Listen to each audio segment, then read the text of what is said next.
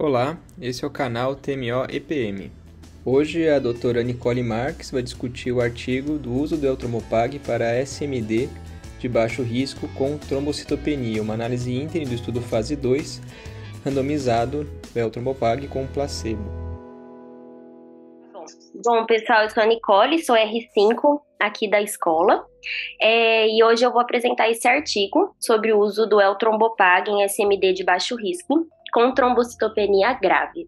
Ele é um estudo publicado no JCO em junho agora de 2023 e esses são os resultados do interim. Já tem um estudo prévio com uma publicação prévia com 90 pacientes. Então, uma breve introdução, a SMD é uma doença clonal caracterizada por hematopoiese displásica em uma ou mais linhagens.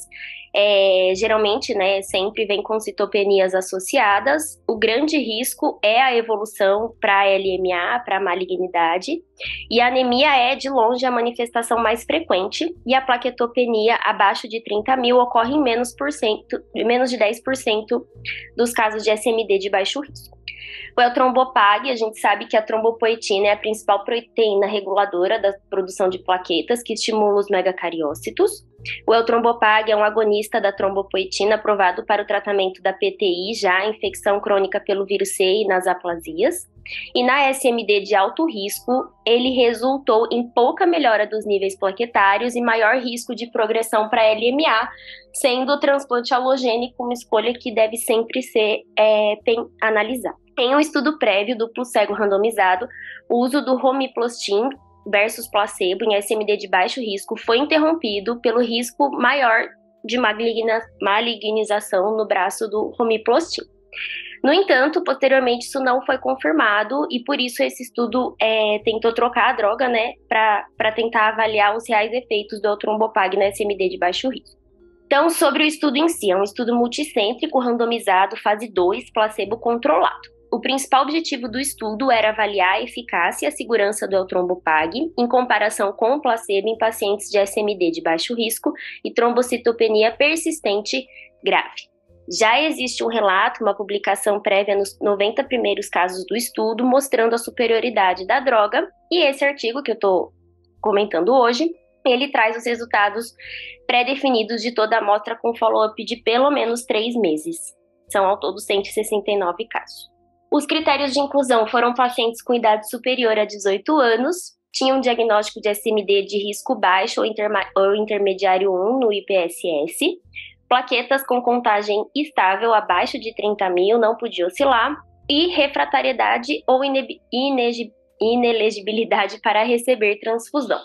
Critérios de exclusão: quimio, radioterapia prévia ou tratamento prévio com agonista, monocitose acima de 3.000 ou leucocitose acima de 3.000 devido a esse estudo prévio com romiplostim, fibrose medular com incapacidade de realizar aspirado medular para avaliação posterior, creatinina acima de 2 vezes o valor da normalidade, transaminase acima de 3 vezes e bilirrubina acima de 1,5 vezes.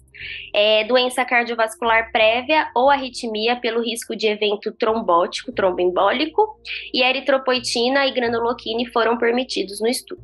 A administração da droga. Então, a dose inicial foi 50 miligramas uma vez ao dia, e essa dose era ajustada a cada 2 semanas até um máximo de 300 miligramas dia, para tentar uma contagem plaquetária maior ou superior a 100.000 que não tivesse sangramentos. Foram aplicados também questionários sobre qualidade de vida e a resposta plaquetária foi definida por alcançar os níveis plaquetários dependendo do valor basal. Então, por exemplo, o paciente que tinha 10.000 de plaqueta, se ele dobrasse e fosse para 20.000, isso é considerado uma resposta plaquetária. Se ele tivesse 30.000 e fosse para 50, 60.000, seria mais ou menos dobrar esse valor basal. Era considerado também uma resposta plaquetária. Sem receber transfusão e sem presença de sangramentos também. Então, esse aqui é mais ou menos o desenho do estudo, Então, a gente vê que no começo eram mais de 300 pacientes, mas, assim, quando chegou no centro, foram rever e tinha bastante alteração, alguns não eram baixo risco, alguns tinham valores de plaqueta que tinha muita oscilação, alguns já tinham transaminases aumentadas, e no final foram avaliados 112 pacientes no braço do Eltrombopag versus 57 no braço do grupo placebo. Então aqui O estudo da população, né? Teve mais pacientes no grupo do Eltrombopag comparado com o do placebo. A idade em torno de 70 anos. Com relação ao sexo também foi até que equilibrado, né? Em relação às SMDs, a classificação também teve uma distribuição adequada até. E aqui só é interessante notar também que a maioria dos pacientes eram risco intermediário 1, né? Isso é importante. 70% dos pacientes do estudo não eram exatamente baixo risco. Aqui a dependência transfusional também, né? Antes era de 70%, mais ou menos nos dois grupos também. E o nível plaquetário, previamente, era mais ou menos 16 mil plaquetas nos dois grupos. Então, aqui a resposta, né? Então, follow-up com mediana de 25 semanas. O Eltrombopag atingiu uma resposta muito rápida, com poucos meses, assim, poucas semanas, na verdade, e uma resposta sustentada. E quando comparado com o grupo placebo, esses pacientes demoraram mais para atingir a resposta plaquetária, né, que eles falam, e teve relevância estatística. Aqui também os resultados, né, os níveis plaquetários a gente vê que sobe muito com o uso do Eltrombopag quando comparado com o grupo placebo. Aqui, com relação ao sangramento, pouquíssimos pacientes tiveram sangramento grau 3, a maioria foi grau 1, no máximo algumas petequias.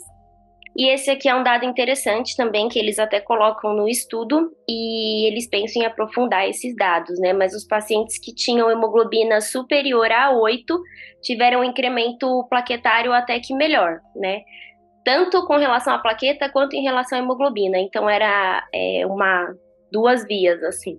Então, 18 pacientes apresentaram toxicidade hepática grau 3 ou 4, com necessidade de parar o uso da droga após 13 semanas. A independência transfusional foi 54% no grupo do Eltrombopag, comparado com 35,3% no grupo placebo.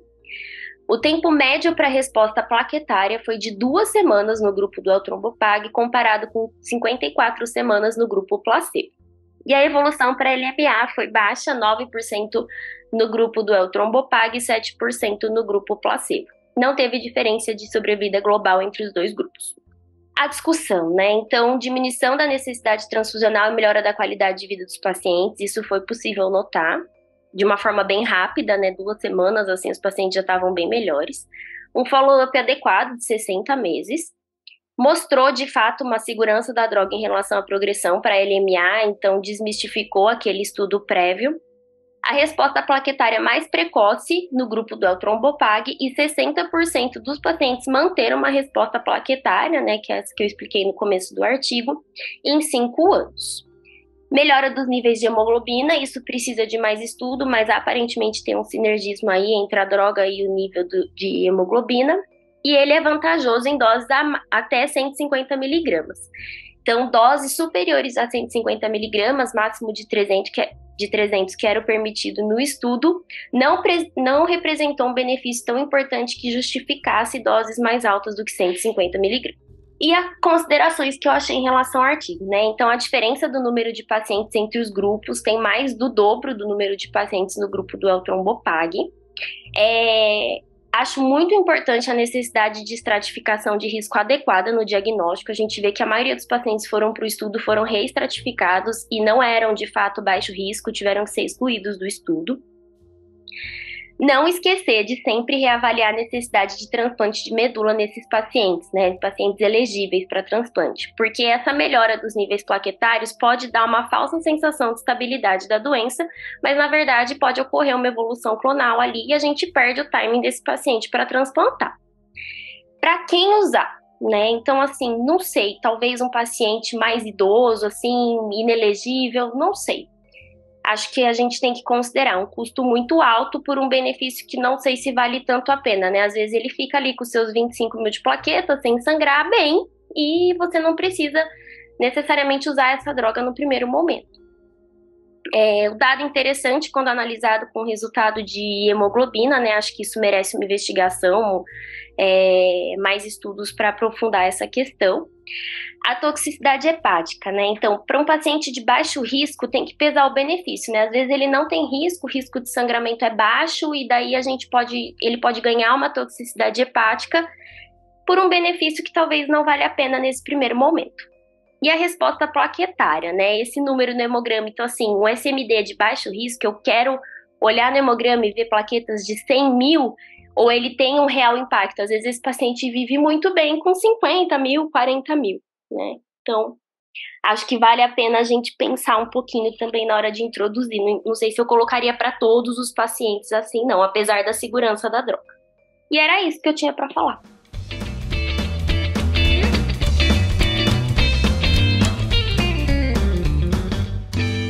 Quem que vai discutir hoje do... Eu acho que dessas a Nicole foi bem certeira no que ela colocou aí nas considerações dela aí no final da apresentação. Embora seja o objetivo do estudo de fase 2 seja ver essa eficácia e segurança que ele comprovou com o estudo, mas eu não sei se mudaria pelo menos a minha prática clínica por isso dessa toxicidade hepática, que eu achei uma coisa que eu tinha observado já no artigo, que é um paciente de baixo risco teve uma toxicidade que talvez não valha o benefício. E a questão da dependência transfusional. Se é um paciente que está muito dependente transfusional e que você tá vendo que está difícil de ficar transfundindo, por exemplo, uma vez por semana e mesmo assim não está sustentando, talvez nesse paciente sim consideraria iniciar o Eltrombopag. Mas se não for um paciente que tem uma dependência transfusional importante, eu acho que para minha prática clínica não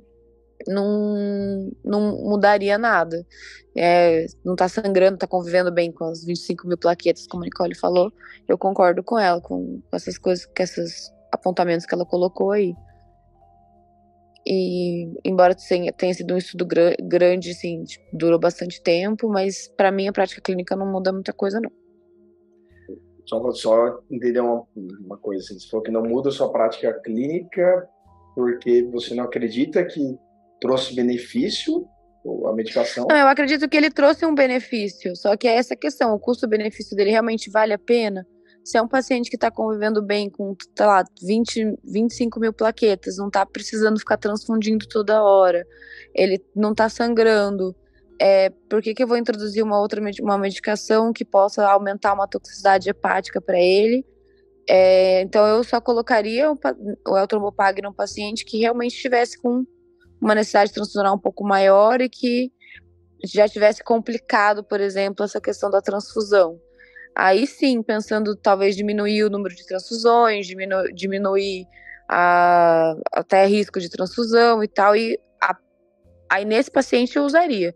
Mas num outro paciente baixo risco que estivesse bem, apesar das plaquetas baixas, assim, de 25, 30 mil plaquetas, sem nenhum sangramento, não teria por que colocar o Eltrombopag. Só para você ter, sei lá, a sua ansiedade ficar bem de ver mais que 30 mil, 40 mil plaquetas no hemograma. Seria isso. Entendi. Breno, quer falar aí? Oi, sim. Não, então, é um artigo em fase 2, né, igual a gente estava vendo, então é mais para avaliar a eficácia e ver se tem algum efeito adverso que a gente não gostaria que tivesse na droga, né, então eu acho que no que ele se propõe a fazer, eu acho que o artigo foi muito bem realizado. Eu achei boa a resposta, né, os pacientes obtiveram resposta muito rápida, em coisa de 2 semanas, e o que chama atenção é que, né, 60% deles mantiveram a resposta. Então, acho que isso é um dado muito bom, do ponto de vista que é algo que é mais difícil de ser manejado, né? Que a gente tem alguns estudos em relação a, por exemplo, paciente que é dependente transfusional de costrada de hemácia, mas de plaqueta a gente fica muito, assim, se eu não me engano, tem só os agentes hipometilantes, né, que a gente pode usar, ver se consegue melhorar alguma coisa na SMD de baixo risco.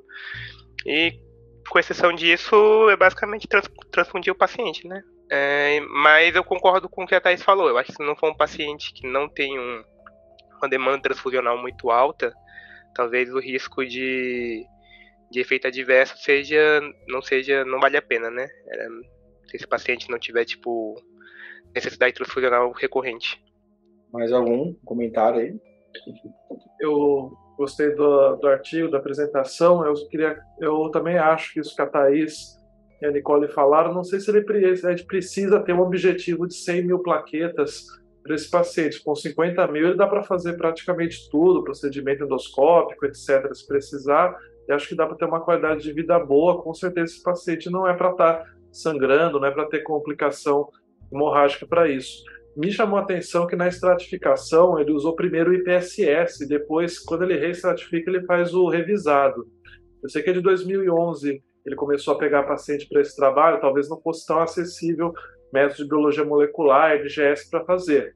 Mas acho que seria legal esse trabalho ser repetido hoje e aí mudasse talvez o alvo da plaqueta para uma faixa um pouco menor e ver se isso melhorava a qualidade de vida, como teve melhora nesse tudo, e visse também se diminuiu o efeito tóxico, o efeito de hepatotoxicidade nesses pacientes com alvo um pouco menor, e agora reestratificando também, que a gente vê que tem diferença. Teve outros artigos que quando você faz IPSS-M, a gente vê que tem paciente que muda de baixo, intermediário, até para alto risco.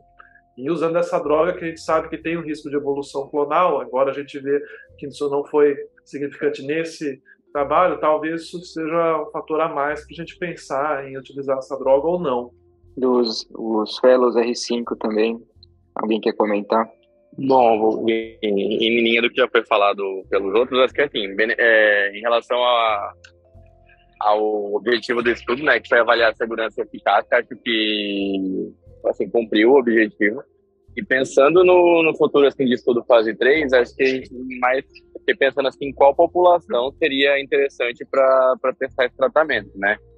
Já que assim, paciente que a gente pensaria em usar um agonista de trombopoetina já mais jovem, provavelmente seria um paciente que a gente também pensaria em transplante de medula. Então, se o paciente tiver uma plaqueta menor que 20, 30 mil, a gente não sei se haveria tanto benefício de testar a medicação na população. Mas eu acho que o que brilha mais os olhos assim, em relação ao paciente que seria candidato à terapia, é o paciente mais idoso, o paciente mais unfit, que realmente precisa de uma necessidade funcional de plaqueta com uma certa frequência, que a gente sabe que a transfusão de plaqueta é até um pouco mais chato que a transfusão de hemácia em relação à periodicidade. Então, eu acho que pensando em futuro de estudo fase 3, acho que talvez esse paciente mais idoso, que não seja candidato a transplante, seria um dado interessante para a gente ter. Eu acho que a gente ganha uma opção, a gente tá lá no Santa Paula exatamente com o caso disso, né? Um paciente que está com plaquetas um pouco mais baixas, dependência transfusional, e precisa aumentar, então é uma opção que a gente ganha. Não acho que para todo paciente, acho que a gente vai tratar mesmo só quem precisa, né? Que é a indicação do paciente com SMD de baixo risco. Então, tratar de acordo com o sintoma, basicamente. Eu concordo com o que todo mundo falou, que tem que se considerar transplante. A gente sabe que muitos centros não consideram transplante, né, para os pacientes com SMD de baixo risco. Até mesmo, se eu não me engano, o guideline da ESMO ele não traz, então eu acho que é uma opção. Mas eu concordo bem com o que a Thaís falou, com o que a Nicole pontuou também, de que não muda tanto agora, e que eu acho que o grande objetivo não é manter plaqueta muito alta, né, maior do que 100 mil, é o paciente conseguir conviver com o número plaquetário. Eu queria fazer considerações também, no sentido que eu acho que, assim, estudos fase 2, já falaram, tem isso, o propósito é avaliar a segurança e eficácia, né, beleza, perfeito, acho que essa é a ideia mesmo, e acho que só mudaria a prática clínica, o estudo fase 2, naquela doença que você não tem uma outra boa opção terapêutica, né? E aqui você tem várias outras coisas para acontecer, né? Uma crítica para mim importante desse estudo, o que o Matheus falou, é a questão de a estratificação ter sido adequada, e uma boa parte dos pacientes, quando você estratifica no RPSS risco intermediário, isso pode gerar um viés aí, que é uma população um pouco pior, né? Tá certo que a mediana de estudo era 70 anos, então esses pacientes talvez não teriam opção de ir para transplante, né? A gente sim, mas a maioria dos centros não transplantariam. Mas acho que isso é uma coisa importante, porque talvez é um paciente que teria indicação de uma terapia curativa e não só terapia de suporte, né? Quando você faz uma estratificação mais adequada. O que mais me incomodou, talvez, desse artigo foi o endpoint, né? O endpoint é aumentar a plaqueta acima de 100 mil, ou dobrar o número de plaquetas. O que eu quero com isso aí, né? Assim, o que eu trouxe de impacto para o meu paciente? Não diminuiu o sangramento em relação ao grupo placebo. E para que a plaqueta serve, né? Basicamente, para diminuir o sangramento. Então, se eu dei o trombopag, eu vi o número aumentar, mas não diminuiu o sangramento, o que eu ganhei com esse artigo aí, né? Essa questão da melhora da hemoglobina é interessante, né? A gente vê isso em aplasia, mas o estudo não foi desenhado para isso. Às vezes a gente está vendo o que o Vini gosta de falar, né? Quando você mira numa coisa, depois começa a procurar o que está acontecendo em volta, às vezes pode ser só o acaso. Então, isso teria que ser avaliado um estudo mais específico para isso. Mas em relação ao que eu estou procurando, o que eu quero para o paciente, isso me incomodou, né? A gente está, beleza, está melhorando o nível de plaqueta, mas e aí? O que eu trouxe de bom ao meu paciente? Está dando remédio? E esse negócio de transfundir plaqueta também parece um pouco ansiedade do centro que estava transfundindo. Por que você fica transfundindo paciente que a mediana é 16 mil plaquetas, né? Esse paciente. Não é algo que a gente faz na prática clínica. Raramente a gente fica transfundindo plaqueta paciente com SMD. Acho que tem exceções, né? Mas não, eu concordo com o que vocês falaram. Não muda, não é para mudar. Não muda a minha prática clínica nesse momento. Só aproveitar e completar algumas coisas que não falaram ainda. Acho que falaram tudo bem, acho que a maioria que foi falado concordo, né? Então, o Pedro já falou do estudo fase 2. Só é legal a gente pontuar algumas coisas, que essa é uma análise ínterim, né? Então, ela foi programada aí logo no desenho do estudo, né? A gente não para no meio, não sei que tenha atingido, por exemplo, algum ponto de segurança, né? Mas foi desde o início, quando tivesse, né, aquele follow-up primeiro 3 meses dos pacientes. Então, é só para questão metodológica, né? Também eu lembrei de comentar que esse é um estudo fase 2 com 2 braços. Alguém em algum momento chegou a comentar que, não, fase 3 só teria 2 braços. Não, né? Vocês podem ver mais um exemplo que fase 2 com 2 braços. Do endpoint, até que a duração da resposta plaquetária, pela descrição, era um aumento até de 30, né, se tivesse 20 mil plaquetas, ou de 20 mil se tivesse menos de 20 mil plaquetas.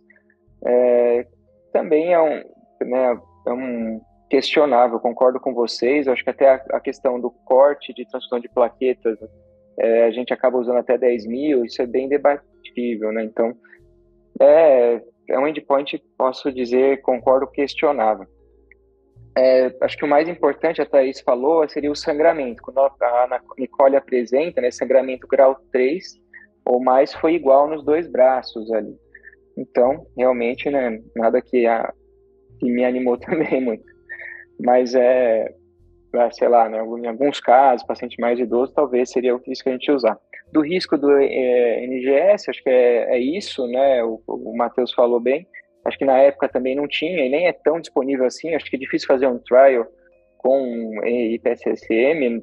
Você teria que mandar para um laboratório central. A gente sabe que não é tão disponível assim, né? A gente não consegue nem no SUS, na grande maioria dos nossos pacientes, a gente está muito além disso. Você falou até cariótipo. Acho que a Thaís que falou do reestadiamento, né? Thaís ou Nicole, desculpa. O paciente era baixo risco, mas quando ele entrar no estudo, reestadiou. Você vai ver, tem vários pacientes intermediário 1, como está bem descrito. Isso acontece mesmo quando você vai, né? O paciente inicia no trial, ele vai fazer análise no laboratório central, eles vão reestadiar e aí ver que é intermediário. E aí sim, né? Um questionamento. Da transfusão, acho que foi interessante aquela parte que coloca da anemia, né, transfusão de concentrado de hemácia. Eu acho que não dá para falar ainda, tem pacientes usando eritropoetina e tal, então tomar cuidado. Outro endpoint que foi falado, que é interessante, que é muito medo, que é a evolução para LMA, acho que foi igual, ok, né, paciente de baixo risco, e mais uma vez, acho que senti falta dos trials visando essa população, qualidade de vida, né? E o que o paciente achou, né?